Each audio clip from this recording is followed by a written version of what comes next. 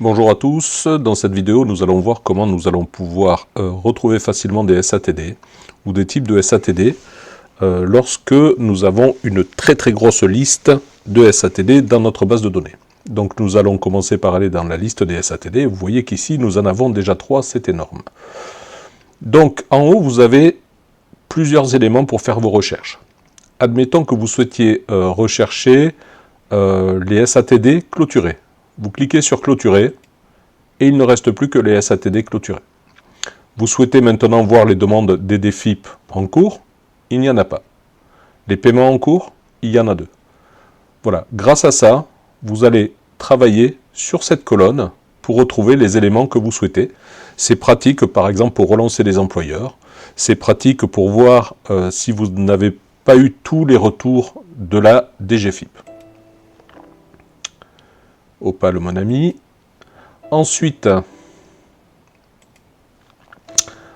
en haut, nous allons avoir d'autres éléments.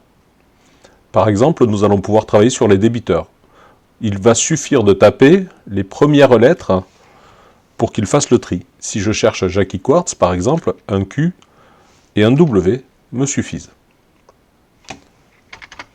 Si je cherche Dupont et que je tape simplement D, j'aurai tous les D qui vont s'afficher ici. Il me suffit d'affiner la liste. Pour les employeurs, je vais chercher par exemple Super W, qui est le concurrent de Super U. Il me suffit de taper Sup et je vais l'avoir là. Et il en va de même pour les établissements. Je vais taper Collège, Jules Verne, Collège, Jules Verne, et ne s'affichera que Jules Verne. Si je souhaite Léon Blum, il n'y en a pas. Par contre, ça va être lycée Léon Blum, il est là.